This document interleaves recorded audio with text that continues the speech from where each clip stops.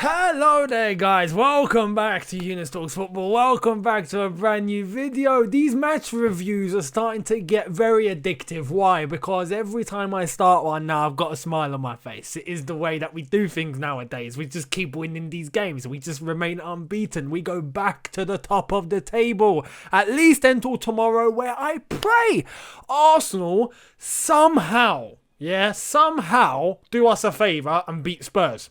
I'm not waiting on it. Don't hold your breath. But please, that would be nice. And Wolves, if that's extended to you as well, to get a result over at Anfield, we would very much appreciate it. Now, before we get into today's detail and today's nitty-gritty, talking about appreciation, I do want to ask you guys, if you are new, hit that subscribe button, hit that notification bell to be notified once I've uploaded, and smash like button for me as it helps me out a lot. So thank you all so much. I do appreciate that. Now, let's get into this one, because this one had so many stories to tell. So many things happened in this game. It's ridiculous. Let's get to the starting 11 and what Frank Lampard went with. And guess what? I got a prediction right in my preview yesterday. This was the team. So, as I said yesterday, Edouard Mendy in goal, the back four of Reece James, Chilwell, Zouma and Thiago Silva, the midfield of N'Golo Kante, in front of him Mason Mount and Kai Havertz, and the front three of Hakim Ziyech, Olivier Giroud and Timo Werner. Now, we started off this game, well, actually, funnily enough, we started off this game quite decent, but all of a sudden, we got hit on a crazy counter-attack. Ball's gone straight to Bamford. Bamford's gone in between the two centre-backs, round Edouard Mendy and slots it in, and we're 1-0 down. Now, I had no idea where that came from, but I do want to say, in relation to Patrick Bamford's goal, Kevin Phillips's ball across was absolutely magnificent. So credit to Phillips for that pass, because that was something out of this world. Mason Mount replicated it later on, but anyway, we'll get into that. Anyway, we are 1-0 down, and at this point, I was still confident. I was still looking at this and going, nah, you know what? It's cool. It's cool. Why? Because we've got Olivier Giroud on the pitch. Yes, he made the start. Frank Lampard picked him. And, funnily enough, who gets onto the score sheet first for Chelsea?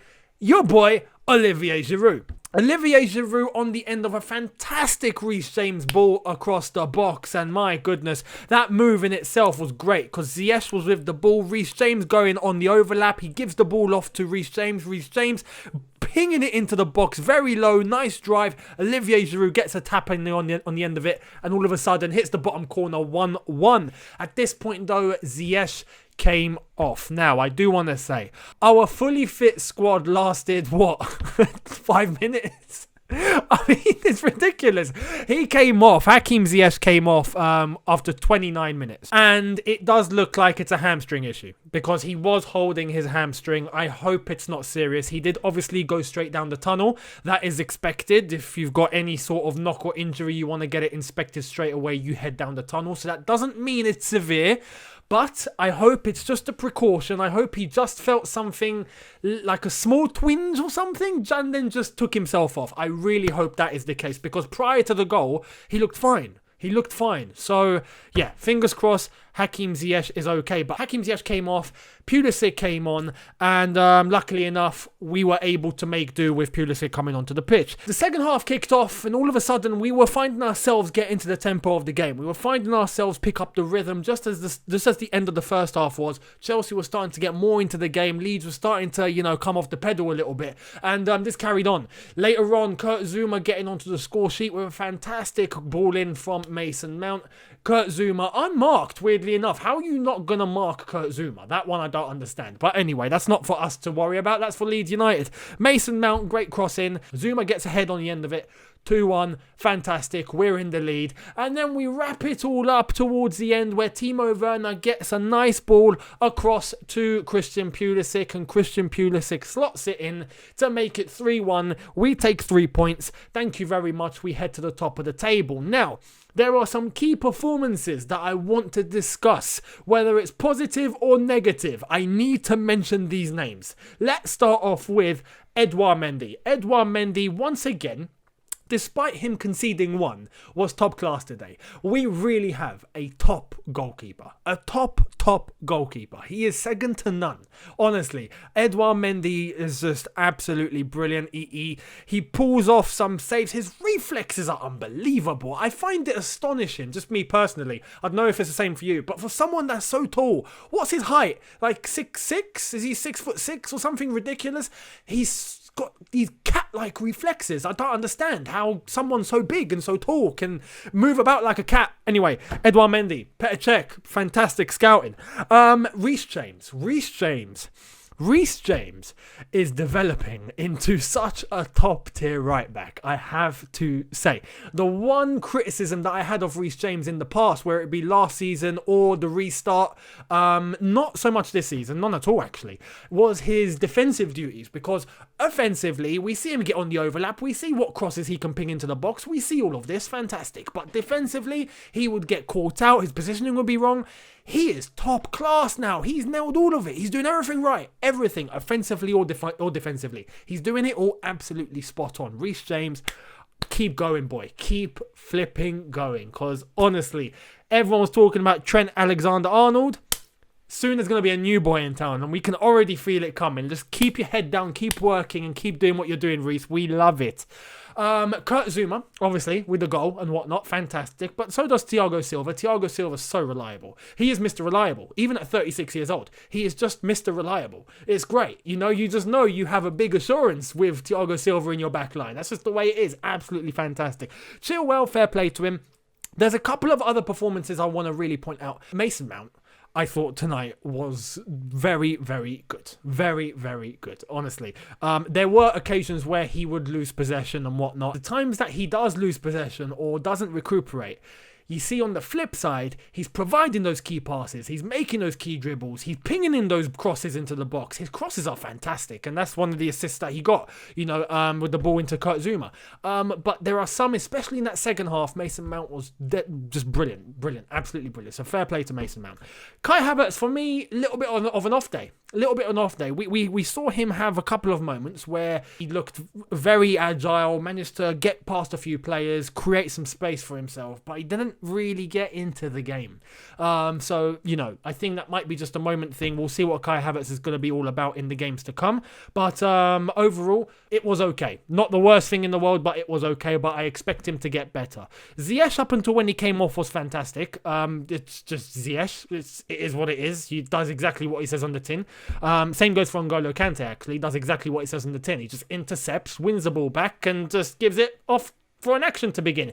Brilliant, brilliant, brilliant. Now, the two men that I really want to talk about, one, Olivier Giroud, got on the score sheet once again, is on the brink of becoming our highest goal scorer. He's only got to score one more to tie Timo Werner. Arsenal fans, you lot must be crying right now. I'm not even kidding.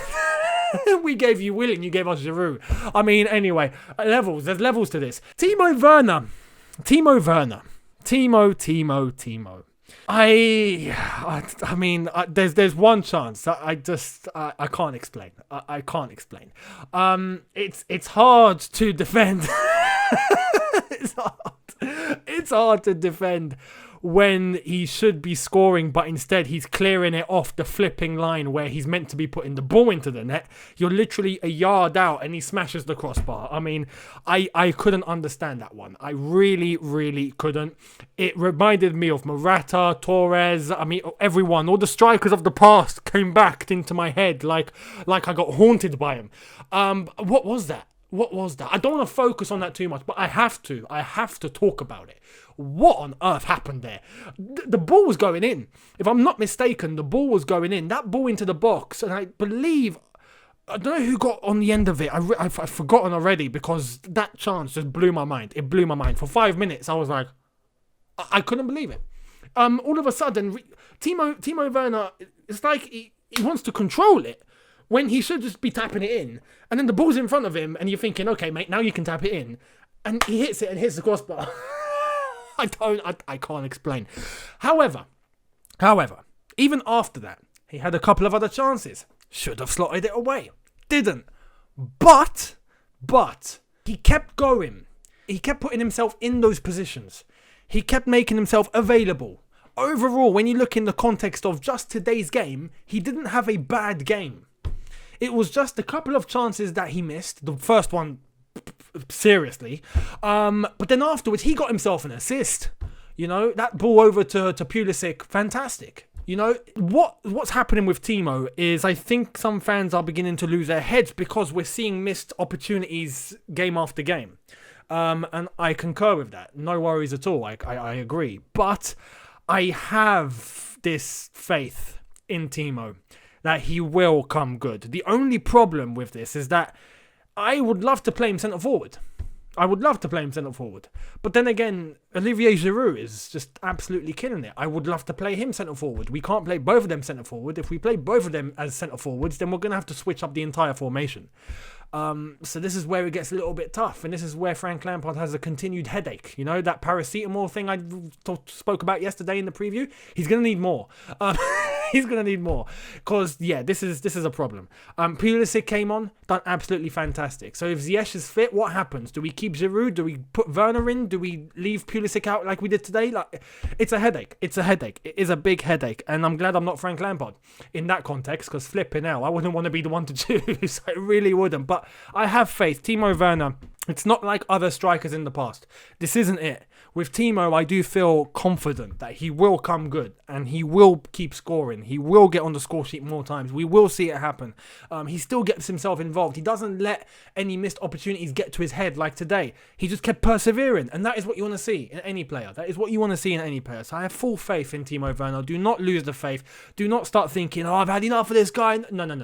You don't need to do that. Give him the backing, give him the support, and he will come good. But overall, great day at the office. Fantastic. You know, we are top of the league, at least until tomorrow. We'll see what happens with Spurs and Arsenal. As I've already said, Arsenal, please do us a favour. Thank you very much. You know, ask Willian what it means to beat Tottenham. Hopefully he can give you some inspiration. If he hasn't forgotten, you know, there's a chance he might. But you've been warned. And as for Wolves, I hope you beat Liverpool and, yeah, keep us at the top. We would very much appreciate it. Also, one separate point I really want to talk about. The Chelsea fans in attendance, 2,000 of them were absolutely electric today. I have to say, fantastic. And I'm glad many of you didn't take the silly advice that was issued out by the UK government saying, please don't sing, please don't shout. You know, you're going to spread COVID. No.